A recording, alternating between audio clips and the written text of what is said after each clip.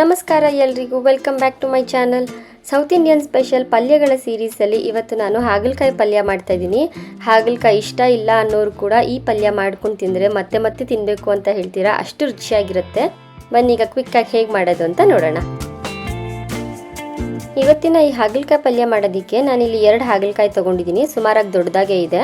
ಇದ್ರ ಮೇಲ್ಗಡೆ ಈ ರೀತಿ ಗ್ರಿಡ್ ಇರುತ್ತಲ್ವಾ, ಆ ತರಿ ಆಗಿರೋದನ್ನೆಲ್ಲ ಸ್ವಲ್ಪ ಪೀಲರಿಂದ ಈ ರೀತಿ ಪೀಲ್ ಮಾಡ್ಕೋತಾ ಇದ್ದೀನಿ. ಪೂರ್ತಿ ತೆಗೆಯೋ ಅವಶ್ಯಕತೆ ಇಲ್ಲ, ಸ್ವಲ್ಪ ತೆಗೆದ್ರೆ ಸಾಕು. ಅದನ್ನೆಲ್ಲ ತೆಗ್ದು ಅದನ್ನ ನೀಟಾಗಿ ಸಣ್ಣಕ್ಕೆ ನಿಮ್ಗೆ ಯಾವ ಶೇಪ್ ಬೇಕಾದನ್ನ ಕಟ್ ಮಾಡ್ಕೊಬೋದು. ನಾನಿಲ್ಲಿ ಸರ್ಕಲ್ ಥರ ಕಟ್ ಮಾಡಿ ಇಟ್ಕೋತಾ ಇದ್ದೀನಿ.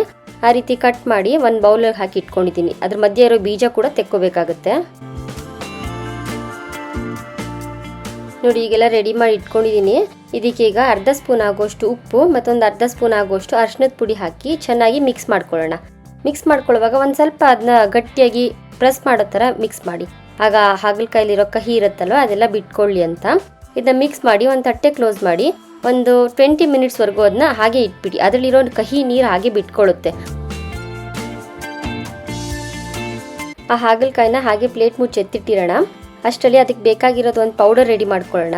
ಒಂದು ಬಾಣಲಿಗೆ ಒಂದು 2-3 ಸ್ಪೂನ್ ಎಣ್ಣೆ ಹಾಕ್ಕೊಂಡಿದ್ದೀನಿ. ಎಣ್ಣೆ ಕಾದ ನಂತರ ಅದಕ್ಕೆ 1 ಸ್ಪೂನ್ ಆಗುವಷ್ಟು ಶೇಂಗಾ ಬೀಜ, ಕಡಲೆಬೇಳೆ, 1 ಸ್ಪೂನ್ ಆಗುವಷ್ಟು ಉದ್ದಿನಬೇಳೆ, ಒಂದು ಅರ್ಧ ಸ್ಪೂನ್ ಆಗುವಷ್ಟು ಜೀರಿಗೆ ಮತ್ತು 1 ಸ್ಪೂನ್ ಆಗುವಷ್ಟು ಬಿಳಿ ಎಳ್ಳು. ಇದ್ರ ಜೊತೆಗೇನೆ ಒಂದು 4-5 ಆಗುವಷ್ಟು ಬೆಳ್ಳುಳ್ಳಿ ಹೆಸರು, ನಾನು ಸಿಪ್ಪೆ ತೆಗೆದಿಲ್ಲ. ಅದ್ರ ಜೊತೆಗೆ 4-5 ಆಗುವಷ್ಟು ಬ್ಯಾಡಗಿ ಮೆಣಸಿನ್ಕಾಯಿ, ಒಂದು 3-4 ಆಗುವಷ್ಟು ಗುಂಟೂರು ಮೆಣಸಿನ್ಕಾಯಿ. ಇದನ್ನೆಲ್ಲ ಮೀಡಿಯಂ ಫ್ಲೇಮಲ್ಲೇ ಚೆನ್ನಾಗಿ ಫ್ರೈ ಮಾಡ್ಕೊಳ್ಳೋಣ. ಕೆಂಪಗಾಗಬೇಕು, ಹುರಿತಾ ಇದ್ರೆ ಘಮ ಅನ್ಬೇಕು ಆ ಮಸಾಲೆ ಎಲ್ಲ. ಅಷ್ಟು ಮಾಡ್ಕೊಂಡ್ರೆ ಸಾಕು. ಇದ್ರ ಜೊತೆಗೆ ಒಂದು 3-4 ಕಡ್ಡಿ ಆಗುವಷ್ಟು ಕರ್ಬೇವಿನ ಸೊಪ್ಪು ಕೂಡ ಹಾಕ್ಕೊಂಡಿದ್ದೀನಿ. ಹಸಿ ಕರ್ಬೇವಿನ ಸೊಪ್ಪೆ. ಇದು ನೀಟಾಗಿ ಫ್ರೈ ಮಾಡಿಕೊಂಡು ಆ ತಣ್ಣಗಾದ್ಮೇಲೆ ಅದನ್ನ ಗ್ರೈಂಡ್ ಮಾಡ್ಕೊಂಬರೋಣ. ನೀರೆಲ್ಲ ಹಾಕಬೇಡಿ, ಹಾಗೆ ಗ್ರೈಂಡ್ ಮಾಡ್ಕೊಳ್ಳಿ. ಸ್ವಲ್ಪ ತರಿಯಾಗೇ ಇರುತ್ತೆ, ಹಾಗೆ ಇರಲಿ.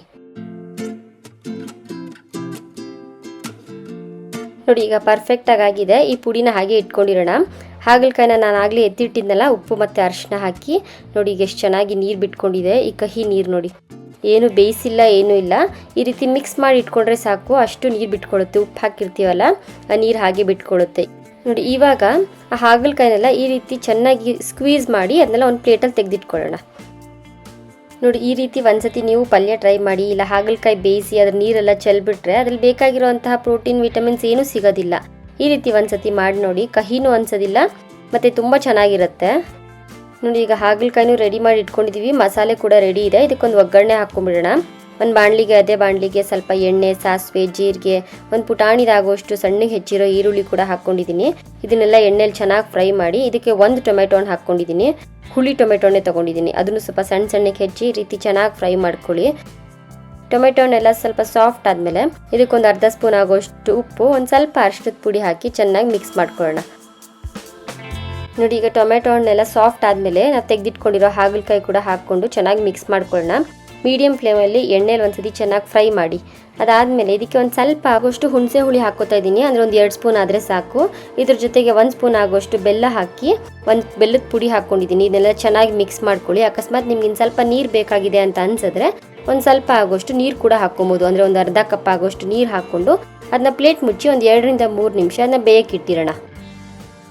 ಒಂದು 3-4 ನಿಮಿಷ ಅಷ್ಟರಲ್ಲೇ ಹಾಗಲಕಾಯಿ ಎಲ್ಲ ಚೆನ್ನಾಗಿ ಬೆಂದೋಗಿರುತ್ತೆ. ನೋಡಿ, ಈಗ ನಾವು ಹಾಕಿರೋಂಥ ಹುಣಸೆ ಹುಳಿ ನೀರೆಲ್ಲ ನೀಟಾಗಿ ಹೀರ್ಕೊಂಡು ಡ್ರೈ ಆಗಿದೆ. ಹಾಗಲಕಾಯಿ ಕೂಡ ಚೆನ್ನಾಗಿ ಬೆಂದಿದೆ.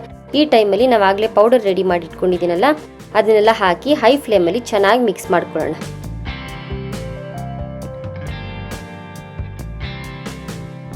ನೋಡಿ, ಏನು ಸಕ್ಕತ್ತಾಗಿದೆ. ನಿಜವಾಗ್ಲೂ ಹೇಳ್ತಾ ಇದ್ದೀನಿ, ತಿನ್ನೋಕ್ಕೆ ಕೂಡ ಅಷ್ಟೊಂದು ಕಹಿ ಅಂತ ಅನ್ಸೋದೇ ಇಲ್ಲ, ಅಷ್ಟು ಚೆನ್ನಾಗಿದೆ ಈ ಹಾಗಲಕಾಯಿ.